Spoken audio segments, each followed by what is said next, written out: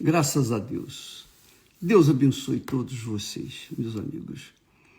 Que o Espírito Santo venha conduzir a nossa meditação e alertar a todos com respeito à vontade de Deus para as nossas vidas. É suposto que quando nós entregamos nossa vida para Jesus, nós o consideramos o nosso Senhor, o nosso Salvador, que perdoa os nossos pecados, salva a nossa alma, mas o nosso Senhor, sobretudo, quer dizer, voltamos à comunhão com o eterno Deus, Pai de nosso Senhor Jesus Cristo. Como aconteceu, por exemplo, na época de Adão e Eva, eles foram expulsos, eles morreram para Deus. Por quê? Se separaram para Deus, porque desobedeceram, fizeram a vontade deles ao invés de fazer a vontade de Deus. Comeram do fruto proibido e então todos nós sofremos as consequências. Então, quando alguém volta para Deus, meu Deus, me perdoe, eu creio no Senhor, eu creio na Tua palavra, eu creio em Ti. Quando essa pessoa é salva, recebe o Espírito Santo, antes disso, ela faz a escolha de servir ao Senhor.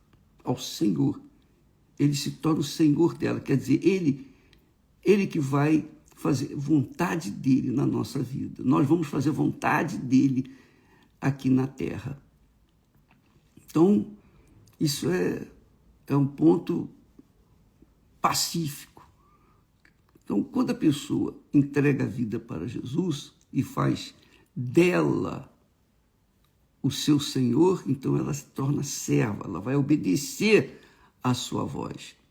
Jesus disse assim, olha só, bacana, com respeito a esse tema. Jesus disse assim, porque Deus enviou o seu Filho ao mundo, não para que condenasse o mundo, mas para que o mundo fosse salvo por ele. Quem crê nele não é condenado, mas quem não crê já está condenado, porquanto não crê no nome do unigênito Filho de Deus. O que significa não crer no nome do unigênito Filho de Deus? Deus mandou o Filho dele dar a vida dele para salvar aqueles que creem nele, que o aceitam como Senhor. Então, através de Jesus, Deus só tinha um filho. Deus só tinha um filho, o unigênito. O único filho, que é Jesus. Deus Pai, Deus Filho e Deus Espírito Santo.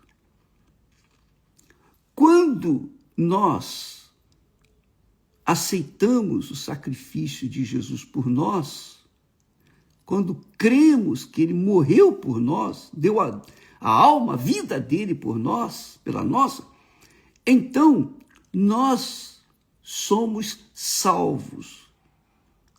Isso significa que o Espírito Santo vem sobre nós e nos gera uma nova criatura. Jesus disse, aquele que nasce da carne é carne.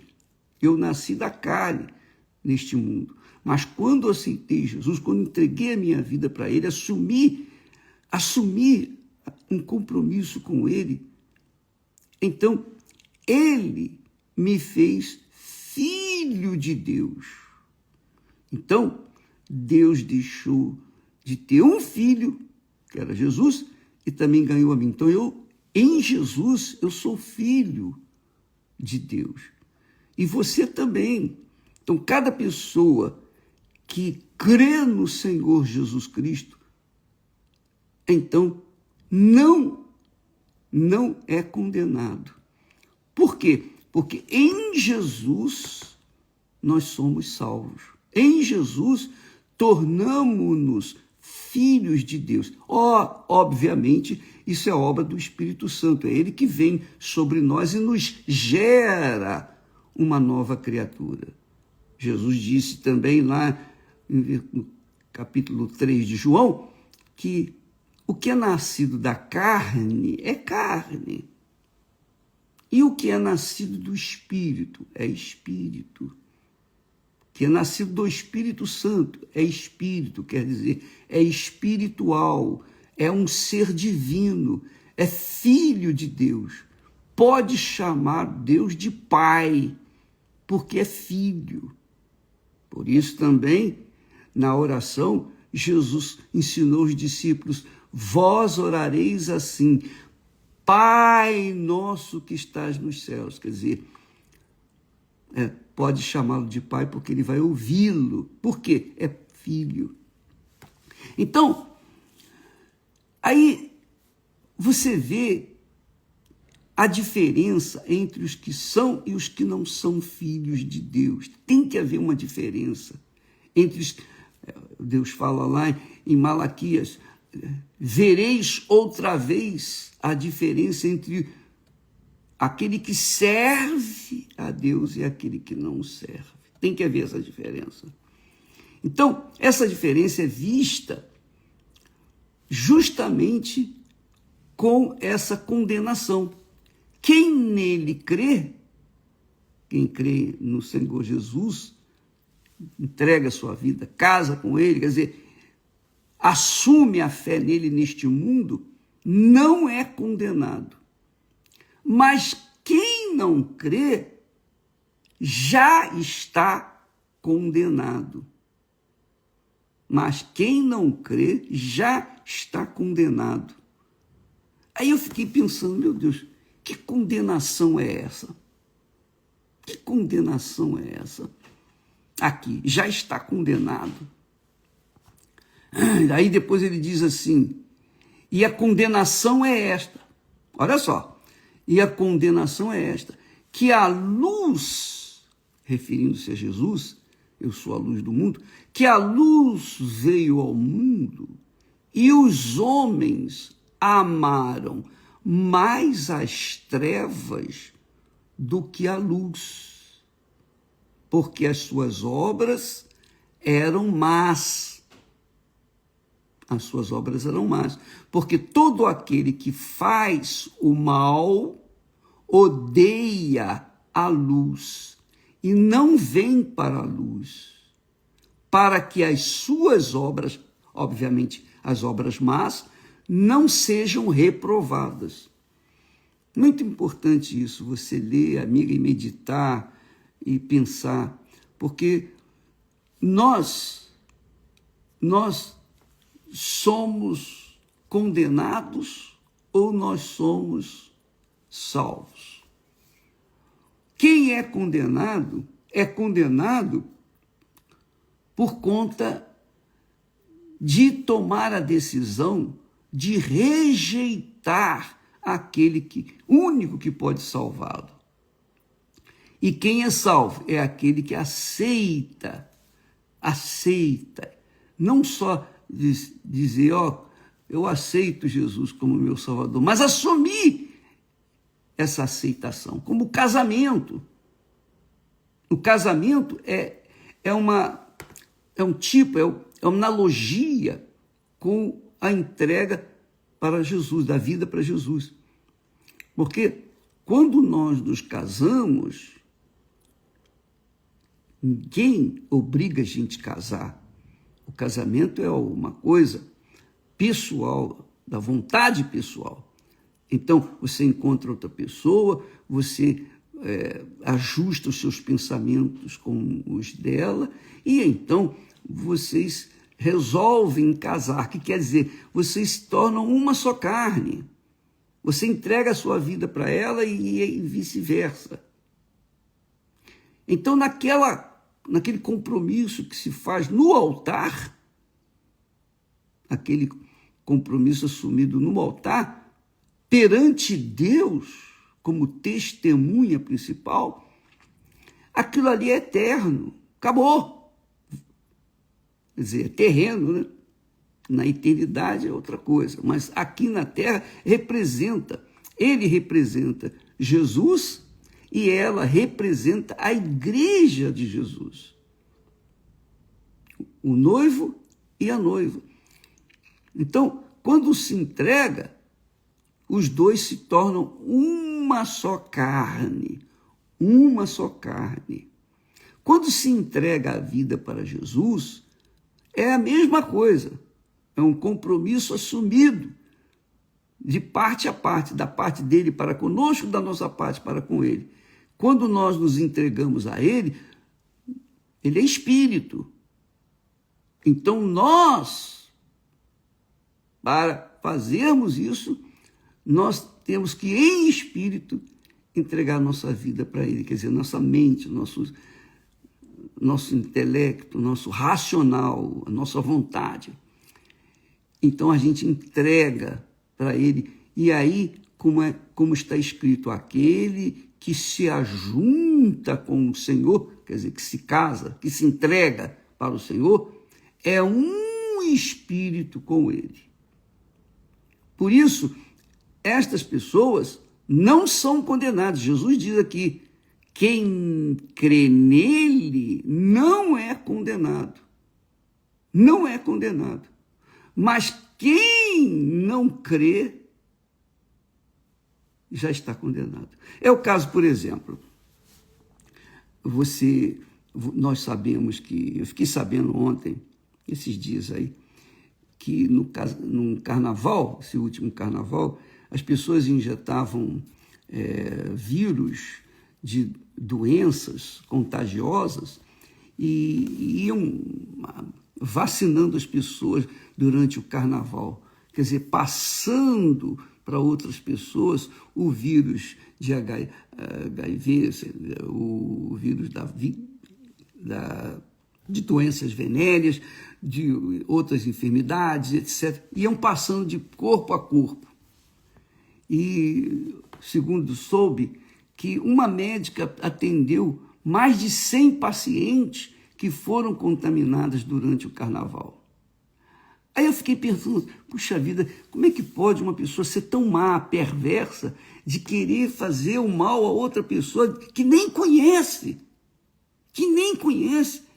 Isso é um absurdo. Pois é, mas foi o que aconteceu. E por que isso aconteceu? Eu recebi a resposta aqui. A resposta está aqui. Está aqui. Aqueles que vivem nas trevas fogem da luz, para que as suas obras não sejam vistas. Então, esses são os condenados, que vivem nas trevas, que fazem o mal, que vivem o mal, curtem o mal, que distorcem a verdade de Deus em mentira. Nós vamos ver nesses próximos dias o que nós temos recebido e vamos passar para vocês. A verdade é que Deus, amiga e amigo, não se deixa enganar ou zombar. Tudo aquilo que o homem semear, isso também ceifará. Se ele semeia o mal, ele vai colher o mal. Se ele semeia o bem, ele vai colher o bem. A seu tempo ele vai colher aquilo que ele plantou. E isso é interessante, muito interessante a gente avaliar, porque quando eu estava perguntando, meu Deus, como é que pode isso? Como é que pessoas fazem o mal a outras que nem conhecem? Mas por que fizeram mal? Fizeram mal porque todos estavam na gandalha, na festa de Satanás, na festa do diabo, carnaval.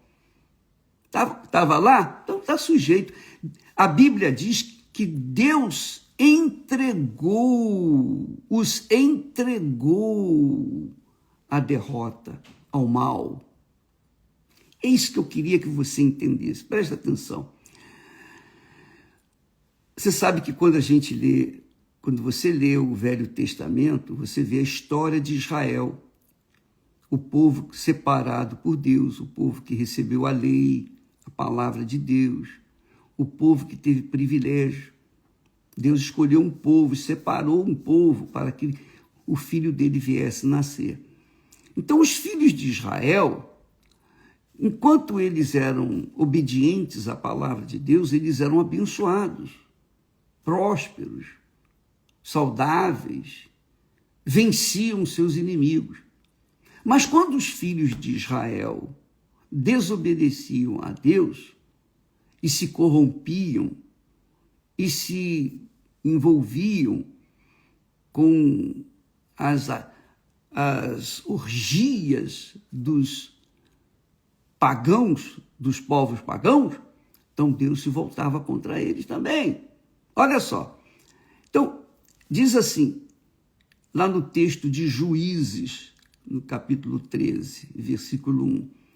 E os filhos de Israel tornaram a fazer o que era mal aos olhos do Senhor. E o Senhor os entregou na mão dos filisteus por 40 anos. Os filisteus eram os inimigos de Israel. Então, isso que aconteceu no passado, na história de Israel, acontece na história do cristianismo. Acontece a mesma coisa. A pessoa se diz cristã, mas vai brincar o carnaval. Ora, o que essa pessoa está querendo? Está querendo agradar a Deus? Está querendo entrar na presença de Deus? Não. A pessoa que vai para o carnaval vai para a festa da carne. A festa da carne é a festa do diabo. A carne contraria o espírito e o espírito contra a carne, porque não há comunhão entre a carne e o espírito. Está escrito isso.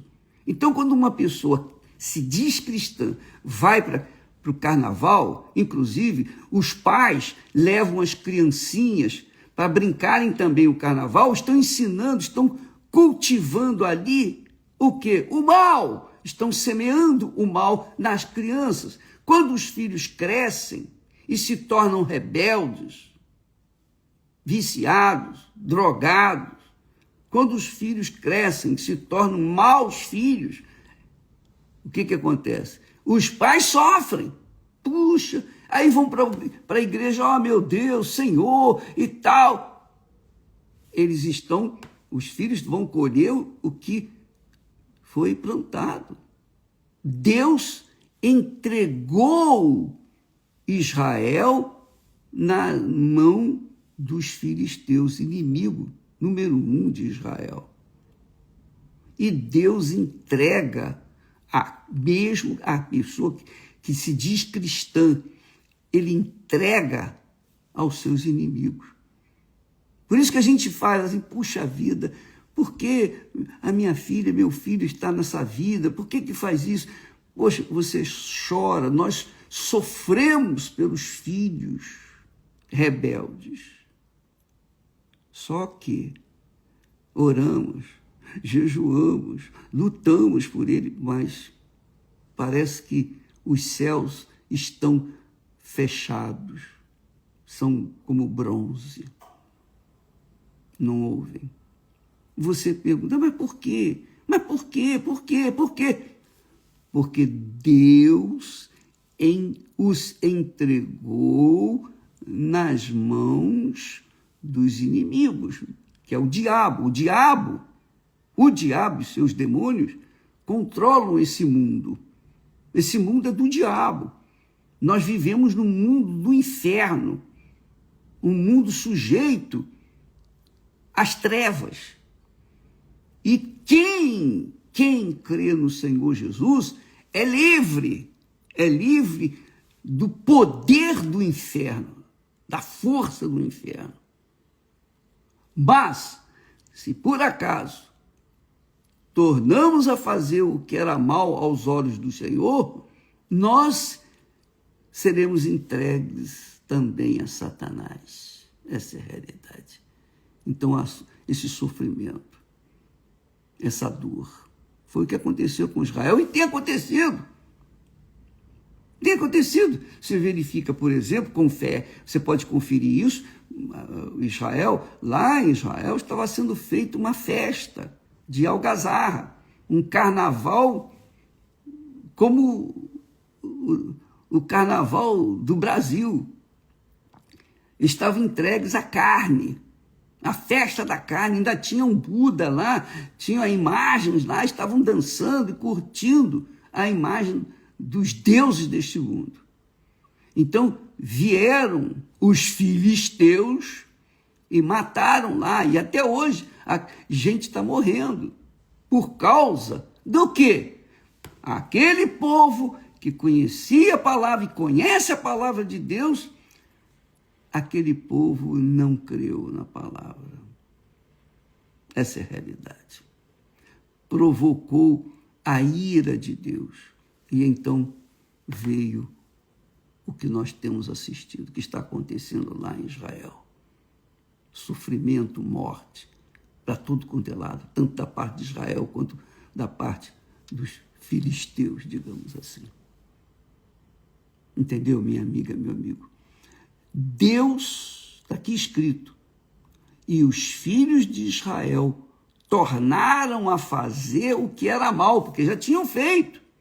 E toda vez que os filhos de Israel faziam o que era mal, Deus os entregava aos inimigos, aos seus inimigos.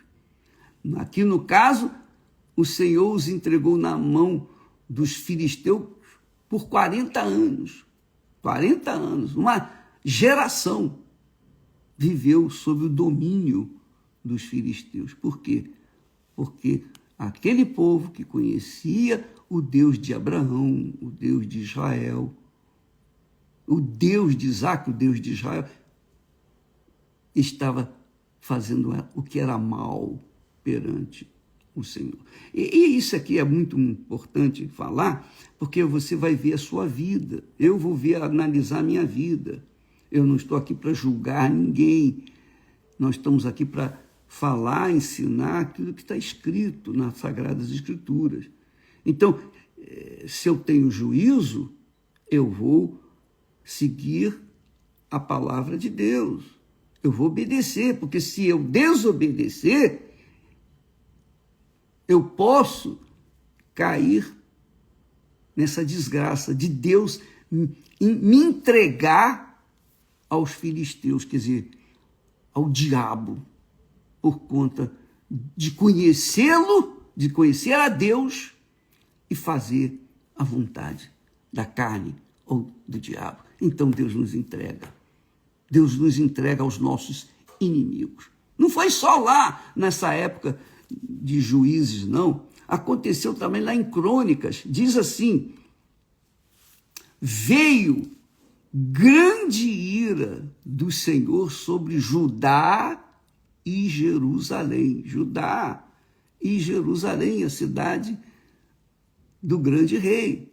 Veio grande ira do Senhor sobre Judá e Jerusalém, e os entregou à perturbação, à assolação e ao escárnio, como vós o estáis vendo com os vossos olhos, porque eis que nossos pais caíram à espada, e nossos filhos, e nossas filhas, e nossas mulheres também. Por isso estiveram em cativeiro, segundo Crônicas 29, versículos 8 e 9. Veja, minha amiga, meu amigo. E há quem diga assim: eu não creio em Deus. Olha só a situação. Uns são abençoados e os outros são amaldiçoados. Como é que pode? Que Deus é esse? Que Deus é esse? Deus é um Deus de justiça. Deus é um Deus de justiça. Ele faz o bem, ele salva, ele livra, liberta. Mas se você sai da sua proteção, se você deixa a proteção dele, você deixa de ouvir a sua voz, a sua palavra, você é entregue aos seus inimigos, a quem você está ouvindo. Deus entrega. O apóstolo Paulo fala sobre isso também, com os cristãos. Veja só, isso aqui é interessantíssimo, porque dá uma visão de como Deus trata o seu povo. É que trata com justiça. Diz aqui o texto sagrado. Lá em Romanos, o apóstolo Paulo, dirigido pelo Espírito Santo, fala: porquanto, está falando do povo de Deus, porquanto, tendo conhecido a Deus, não o glorificaram como Deus, nem lhe deram graças. Antes, em seus discursos se desvaneceram e o seu coração insensato se obscureceu. Dizendo-se sábios, tornaram-se loucos. Está falando daqueles crentes ou cristãos ou pastores que ostentam um título de bispo, de pastor, seja lá o que for, mestre, alguma coisa assim, profeta, etc. Deus está falando aqui através de Paulo. Tendo conhecido a Deus, não o glorificaram como Deus, nem lhe deram graças, nem lhe consideraram. Antes, em seus discursos se desvaneceram e o seu coração insensato se obscureceu. Dizendo-se sábios, tornaram-se loucos. E mudaram a glória do Deus incorruptível em semelhança da imagem de homem corruptível, e de aves, e de quadrúpedes, e de répteis. Por isso, também Deus os entregou às concupiscências de seus corações. A imundícia, quer dizer, entregou as concupiscências dos seus corações, os entregou à imundícia para desonrarem seus corpos entre si, pois estes mudaram a verdade de Deus em mentira e honraram e serviram mais a criatura do que o Criador, que é bendito eternamente. Amém.